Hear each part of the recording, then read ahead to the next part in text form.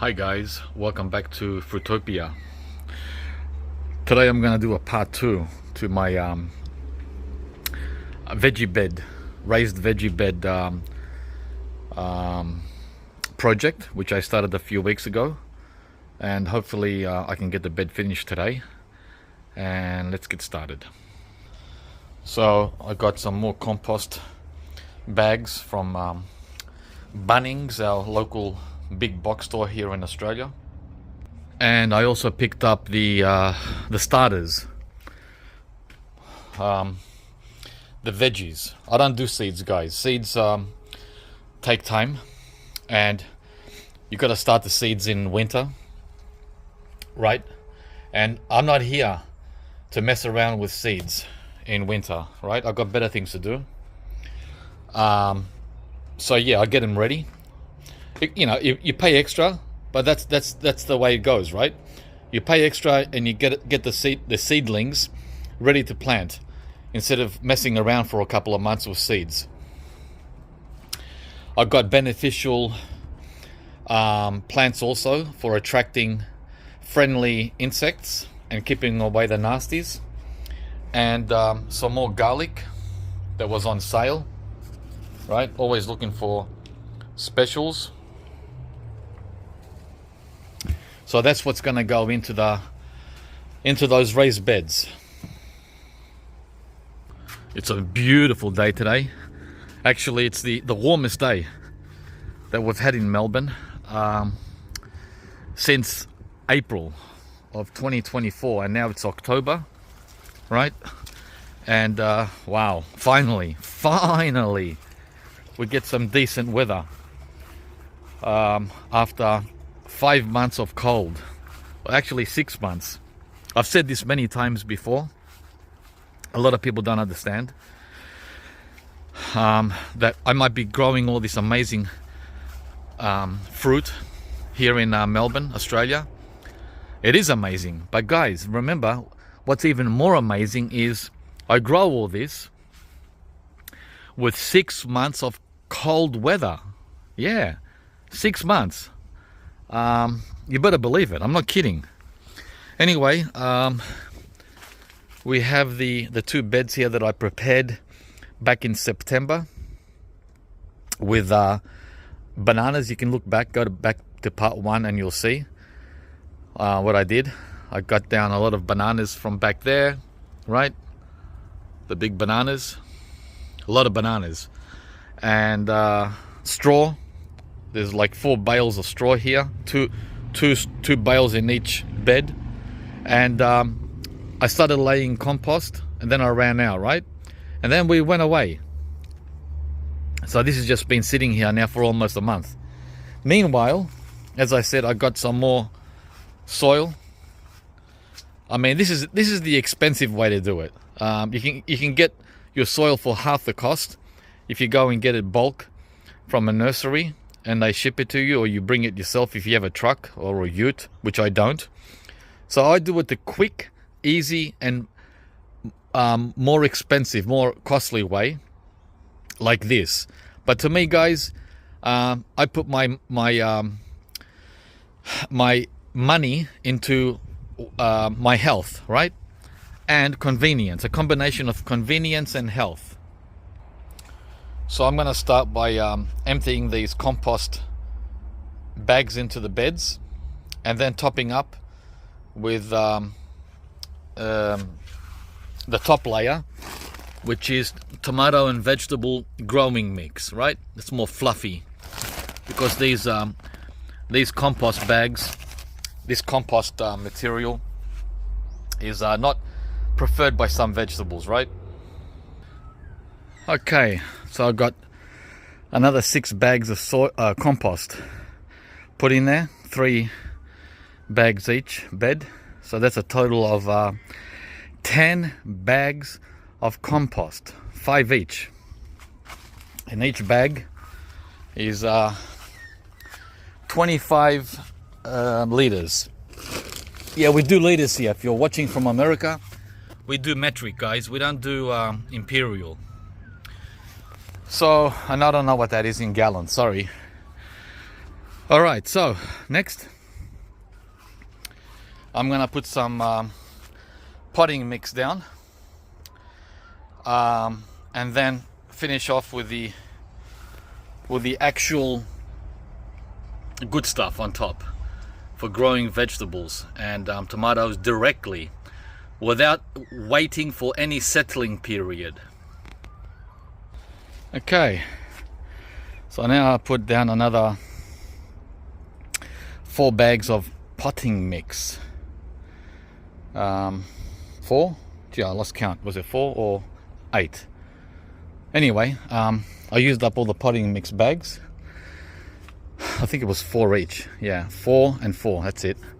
So that's 8 bags of potting mix, 8 bags of compost, 2 bales of straw, and 2 large banana stems like that one in each bed.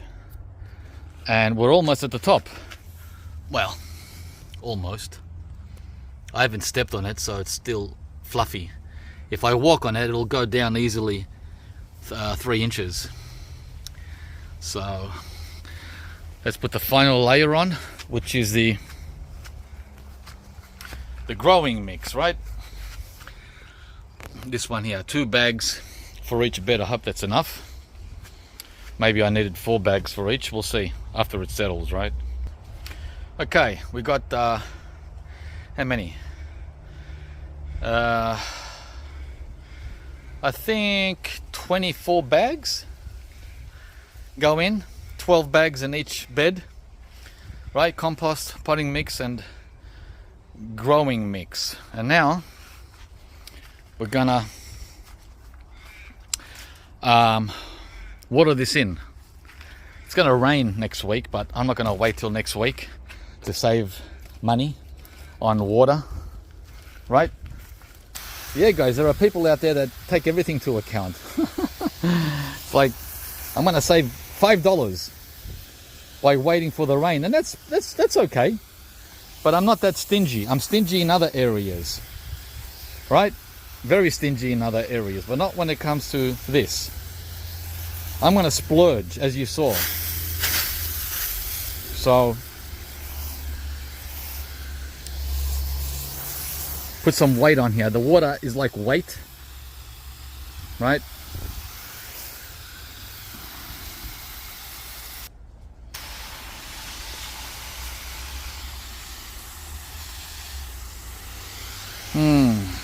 I still have a lot of weeding to do. Look at that. Anyone wanna volunteer? I should have a weekend weeding, what do you call it? Meetup, right? On Facebook. It's like, yeah, everyone come and pull out my weeds, and in return I'll give you whatever cuttings you want. Unlimited cuttings. And I can just sit and watch them pull all the weeds out. Right? That's something else another person might do. But again, that's not me. We all have different personalities and different characters. And that's not me, guys. It's not because I don't want help. It's because I don't want to be obliged to anyone. Because help equals obligation. Obligation. And that's what I don't want. I don't want to be obliged to anyone. All right. So let's just finish this off. Okay, we're done with this part. I'm not going to plant out today because I wanted to dry up, right, after what I did, like get dry on top. So there's going to be a part 3, but you're going to get part 3 here in part 2, so you won't have to come back a third time. Plus some of the vegetables like eggplants and tomatoes will freak out because we're still having cold nights.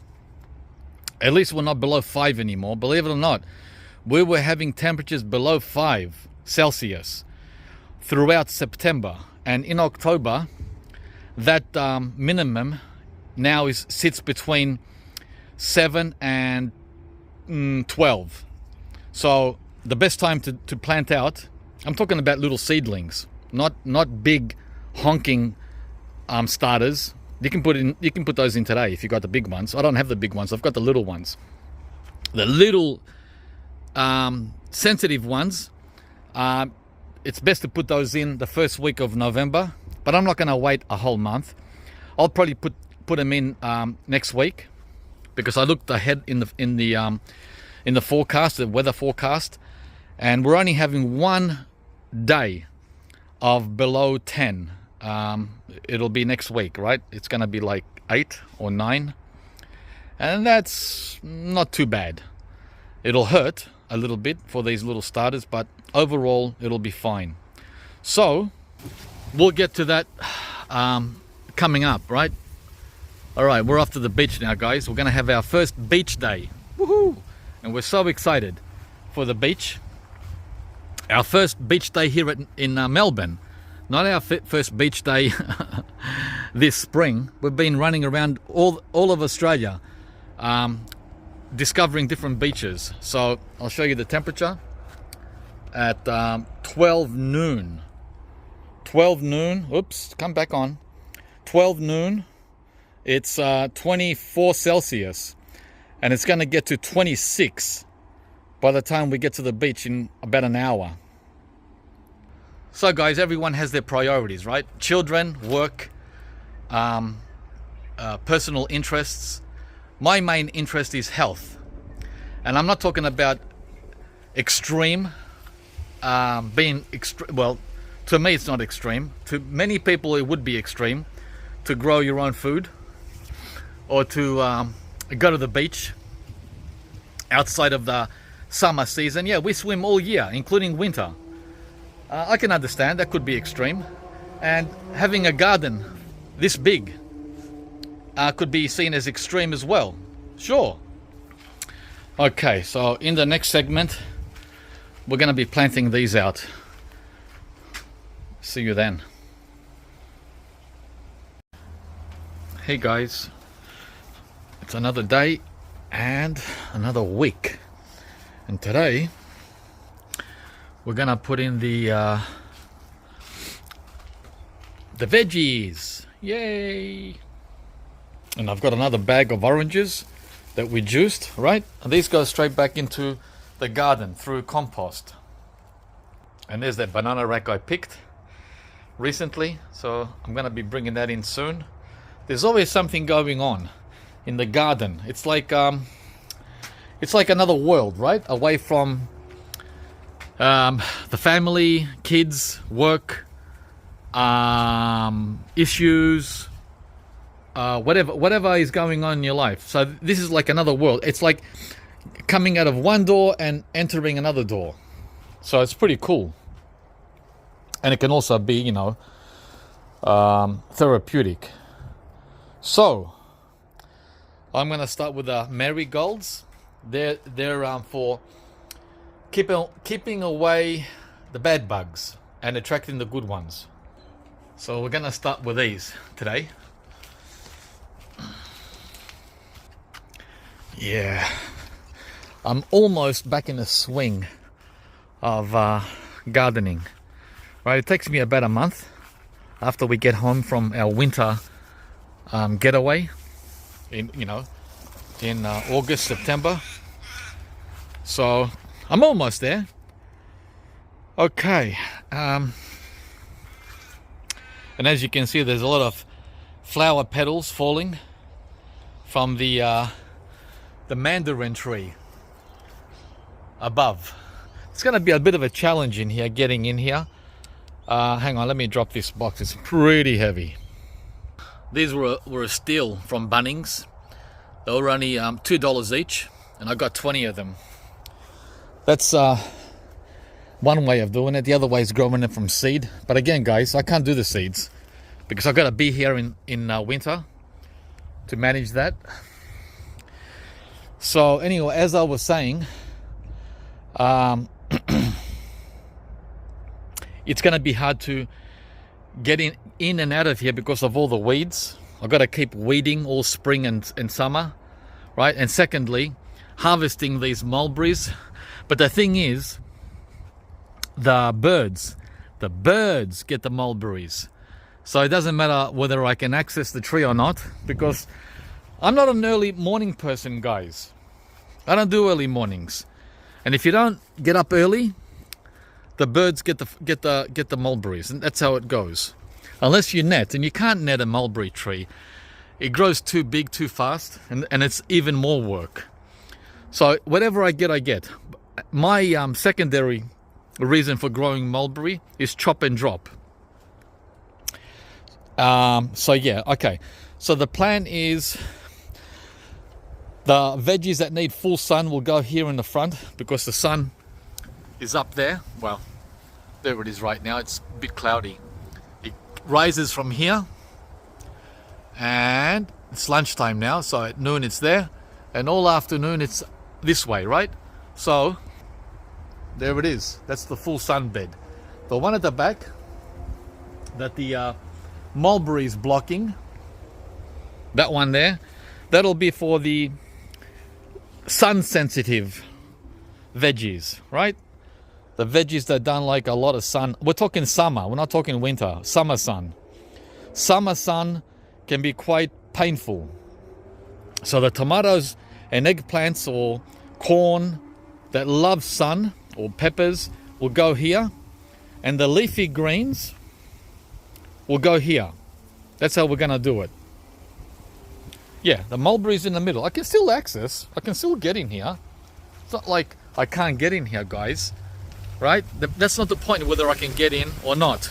The point is, I'm gonna be beaten by the birds getting the mulberries. It's got nothing to do with can I get in or not. That's not the point. Because I know some of you look at everything you're very what's the word, observant, that's the word. Like, why aren't you picking up those limes? Fruit fly will come, you know, and this and that, right? And that's fair enough. That's a fair enough thing. You know, it's like assisting me or reminding me. All right, now, and I've got a lot of sugar cane here.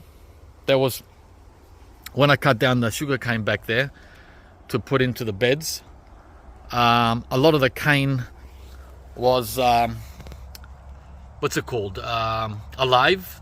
I can't find some words sometimes, guys. So this sugar cane here, once you plant it in the ground, it'll grow. The same over there. So I got to find a use for this sugar cane. Either juice it through the sugar cane press I have, or let it dry out on its own here on the ground. All right, so the plan is to put the marigold in first. So we've got beetroot, beets, we've got lettuce, we've got what's that, coriander or cilantro, and these finicky guys, the Asian greens, right? Like mustard greens. So, and what's that one? More cilantro. Yeah. And these are optional. I don't know if I'm going to grow these. These are pretty good. These are the scarlet runner beans. I used to grow these 20 years ago, and they've got a lifespan of about 5-6 years, maybe 8 years. They keep coming back every year. So I was thinking of putting them in there as well, see what they do. But the thing is, you need wire. You need them to climb. They're climbers. And in here, I've got the tomatoes, the eggplants, pumpkin, and more lettuce. And more eggplant. A lot of eggplant. Yep, a lot of eggplant. Half the box is eggplant. We love eggplant. Being vegan, we need to find alternatives to meat. And eggplant is a great substitute, together with beans, of course.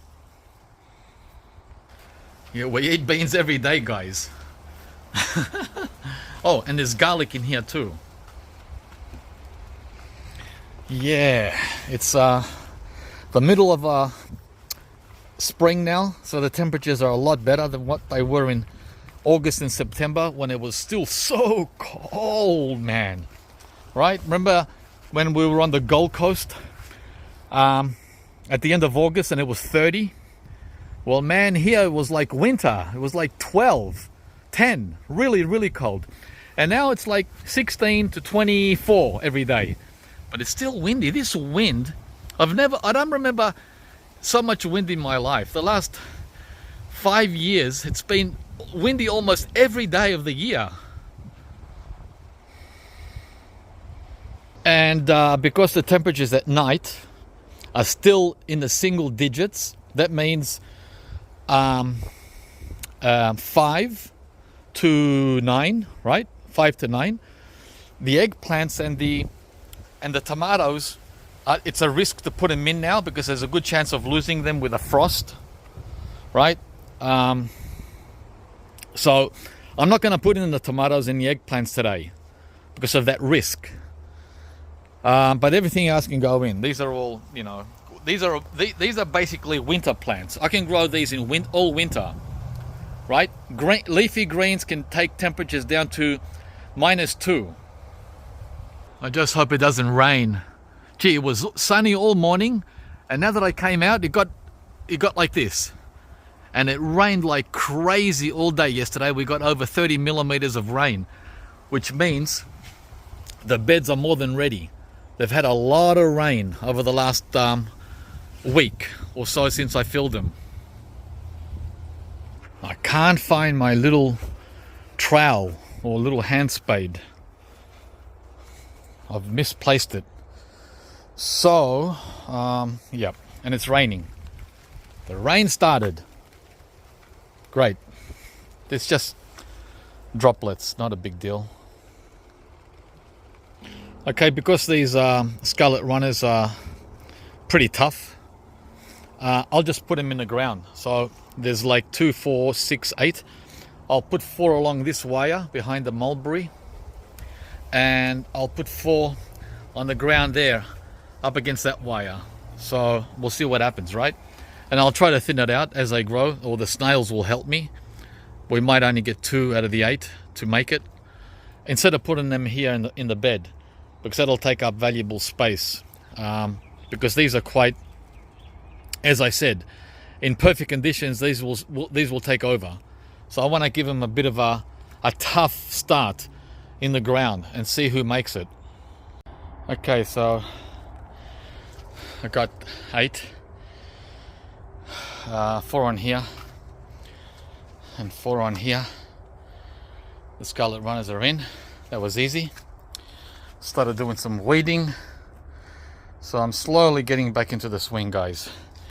Pull out these tomato cages, do more weeding back there, more weeding under here, harvest some of these rocoto chilies. There's like 20 or 30 of them that are fully ripe.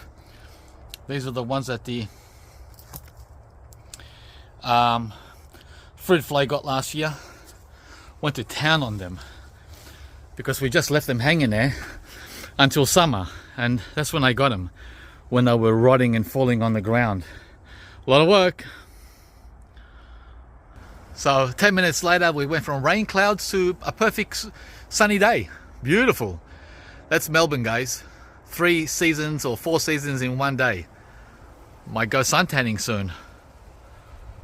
Wow, I plowed back the soil with a tool, and it's so wet from the 30 millimeters of rain we got last night. It's going to be tough. I'm starting off with the beetroot. Yeah, it's very, well, it's not muddy, but it's very it's not loose like dry. It's loose but very wet. Well, I guess it's better wet than dry. Okay, 1 hour later, I have all the leafy greens in this bed. So I've used half the bed, and the other half I'll probably use to either plant eggplants, which prefer sun, not shade, but we'll see how we go. So that's reserved for either more greens or some sun-loving summer veggies like eggplants or peppers. And over here, this is the one where I'm going to put the tomatoes. I put in butter beans. I'm trying to think of the American words too, guys. The dwarf green beans, right? The little plants that grow the green beans. We call them butter beans. Then I've got the heirloom red spring onions, or again, green onions in America. Garlic all across, and Italian basil, or basil, as we call it here. And in the middle, it's ready for the tomatoes, right?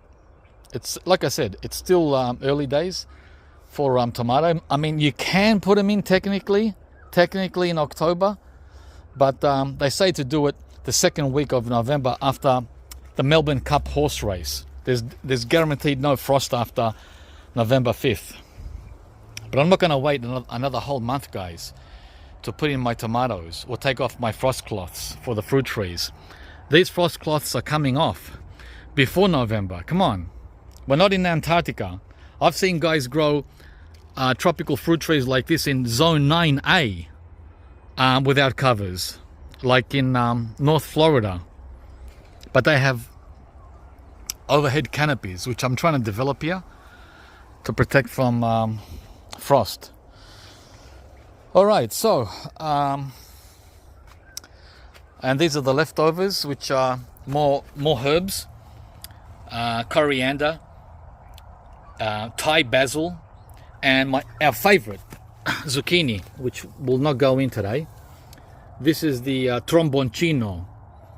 This is the best zucchini, guys, but you need a lot of room to plant this. It's a climber. It climbs on the wire, and it goes for like 10 meters each plant. And look how many there are. I only need like 1 or 2 plants, but always get punnets, because not all of them make it. Last year when I put in 10, only 2 survived. Yeah, out of the 10, because of snails. And I've got leftover marigolds. I don't know, I'll probably put those around the garden, like under this rocoto, to keep away the fruit fly, right? But I've got to pull all these weeds out first.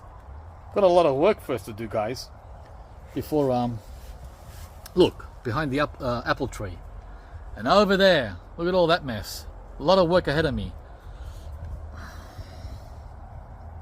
So slowly I'm getting there with the veggies.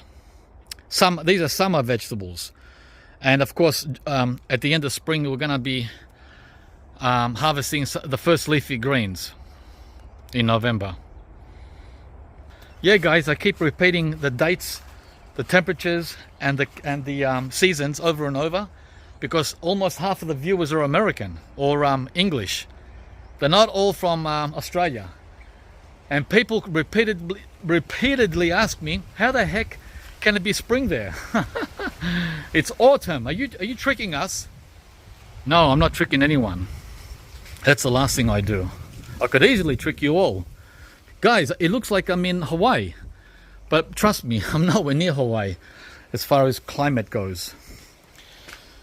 So these are the hot summer sun-loving vegetables.